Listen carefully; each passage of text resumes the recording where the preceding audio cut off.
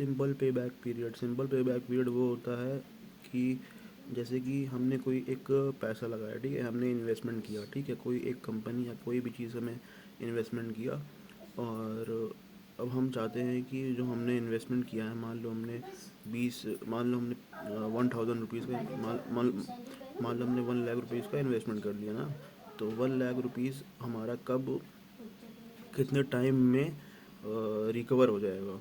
तो इसका फॉर्मूला होता है investment upon annual cash inflow, इसका फॉर्मूला होता है। तो कितने साल में वो पैसा हमारा रिकवर हो जाएगा, इसे ही कहते हैं सिंपल पे बैक पीरियड। फिर टाइम वैल्यू ऑफ मनी, मतलब कि आज का जो पैसा है वो कल के पैसे से ज़्यादा मजबूत है, ज़्यादा पावरफुल है, क्योंकि आज के पैसे से हम ज़्यादा इंटरेस्ट कमा सकते हैं कल के पैसे से मुकाबले। तो वही है टाइम वैल्यू ऑफ मनी। फिर आता है डिस्काउंट रेट। तो डिस्काउंट रेट क्या करता है, हमारा जो फ्यूचर का वैल्यू जो है, फ्यूचर वैल्यू जो है उससे हम डिस्काउंट रेट को डिवाइड करते हैं, तो वो कन्वर्ट कर देता है प्रेजेंट वैल्यू में ना, फ्यूचर वैल्यू को प्रेजेंट वैल्यू में। मतलब कि जो फ्यूचर वैल्यू बनी है वो पहले क्या थी, तो उसको जब हम डिस्काउंट से डिवाइड करते हैं तो हमें क्या मिलता है, present value of future value, ठीक है। और उसके बाद प्रेजेंट वर्थ फैक्टर।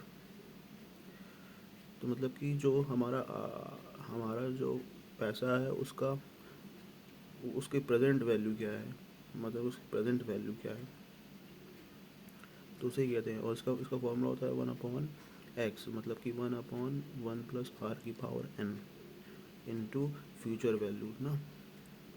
तो प्रेजेंट वैल्यू वही होता है कि प्रेजेंट वर्थ फैक्ट, मतलब कि ये हमें बताता है कि कोई भी चीज़ क्या है, मतलब उसकी वैल्यू क्या है आज की ना, आज का पैसा कितना पावरफुल, ये बताता है।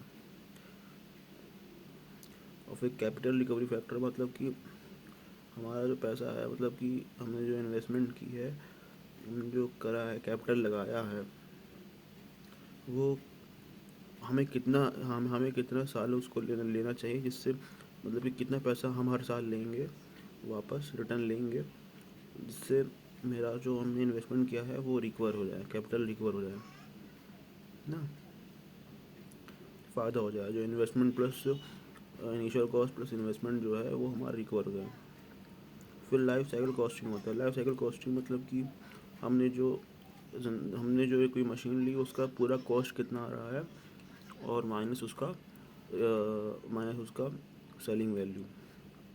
फिर इंटरनल रेट ऑफ रिटर्न, मतलब कि हमने कोई एक इन्वेस्टमेंट की, अब उस इन्वेस्टमेंट में हमने कोई इन्वेस्ट हाँ तो हाँ थे हाँ हमने कोई इन्वेस्टमेंट की, तो हम उस इन्वेस्टमेंट में जैसे कि हमने कोई कहीं पे इन्वेस्टमेंट कर दिया, ठीक है, तो अब उस इन्वेस्टमेंट में क्या होगा कि हमें सालाना कितना रेट ऑफ रिटर्न से पैसा वापस आएगा ना। जैसे कि हमने कोई इन्वेस्टमेंट कर दी, तो सालाना कितना रेट ऑफ रिटर्न से वापस आएगा। जैसे कि हमने 10 लाख रुपए, कहीं 1 लाख रुपए लगा दिया, कोई एक कंपनी में, कोई एक प्रोजेक्ट में लगा दिया, कोई बिज़नेस में लगा दिया, तो अब वो बिज़नेस से पैसा क्या हो रहा है कि एक बार बराबर नहीं आ रहा है ना, तो एक बार बराबर पैसा नहीं आ रहा है, तो क्या हो रहा है, बार बार अलग अलग पैसे वापस आ रहे हैं ना, अलग अलग। तो कितना रेट ऑफ रिटर्न होगा कि हम चाहेंगे कि हमें इतना रेट ऑफ रिटर्न मिल जाए ना एनुअली, तो वही इंटरनल रेट ऑफ रिटर्न होता है। उसके बाद नेट प्रेजेंट वैल्यू, मतलब कि प्रेजेंट वैल्यू जो है, फ्यूचर की जो वैल्यू है, तो उसकी जो नेट प्रेजेंट वैल्यू कितनी है। जैसे कि हम क्या करें, सालाना कोई नेट प्रेजेंट वैल्यू ना, तो जैसे कि हाँ, हमने कोई एक कार रेंटिंग बिजनेस स्टार्ट किया। कार रेंटिंग बिजनेस स्टार्ट में हमने उसमें 10 लाख रुपए की कार खरीदी, तो कार हमने रोड पे चलवाई, तो पहले हमने 2.5 लाख रुपए आया, फिर 2 लाख रुपए आया, 3 लाख रुपए, 4 लाख, फिर हमने जिसको बेच दिया तो 6 लाख रुपए आया, दो 2.5 लाख रुपए उसका ऑपरेशनल कॉस्ट आया। तो उस ऑपरेशनल कॉस्ट में मतलब कि हमारा उसका जो प्रेजेंट वैल्यू कितनी थी, जो हमने कॉस्ट आया उसकी प्रेजेंट वैल्यू कितनी थी, तो उस प्रेजेंट वैल्यू को ऐड करते हैं ना, उसको प्रेजेंट वैल्यू को ऐड करते हैं, वो प्रेजेंट वैल्यू उसकी निकालते हैं, उसकी प्रेजेंट वैल्यू निकालते हैं उससे डिवाइड करके ना। तो हाँ, तो उसकी प्रेजेंट वैल्यू को क्या करते हैं, ऐड करते हैं, उसकी प्रेजेंट वैल्यू को फिर क्या करेंगे, सारी प्रेजेंट वैल्यू को ऐड करेंगे, और एनपीवी जो आएगा वो वैल्यू होगी ना। फिर एनुअल वर्थ क्या होता है? एनुअल वर्थ वो होता है कि हम बेनिफिट, एनुअल बेनिफिट, जो भी हम प्रोजेक्ट में हमें जो एनुअल बेनिफिट मिला उससे उसको हम क्या करते हैं, एनुअल कॉस्ट से, एनुअल कॉस्ट और एनुअल बेनिफिट को डिवाइड कर देते हैं, मतलब माइनस करते हैं ना। तो माइनस कर देते हैं तो क्या होता है, एनुअल एनुअल वर्थ निकल जाता है। फिर कॉस्ट ऑफ सेव्ड एनर्जी, तो सेव्ड एनर्जी मतलब कि जो हमारे सेव्ड एनर्जी 1 किलोवाट एनर्जी, उसमें हमारा कितना कितना हमें कितना प्रॉफिट, मतलब कितना सेव्ड एनर्जी। तो ये होता है तुम्हारा कॉस्ट।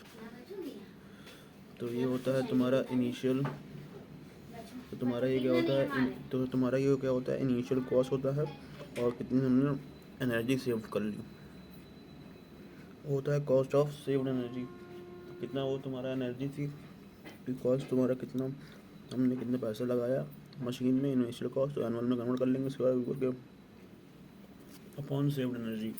उसके बाद levelised cost, total life time cost upon total energy produce, कि हमने कितना कॉस्ट लगाया, रनिंग कॉस्ट, मेंटेनेंस कॉस्ट सबको ऐड करेंगे और इनिशियल कॉस्ट को एनुअल कॉस्ट में कन्वर्ट कर लेंगे।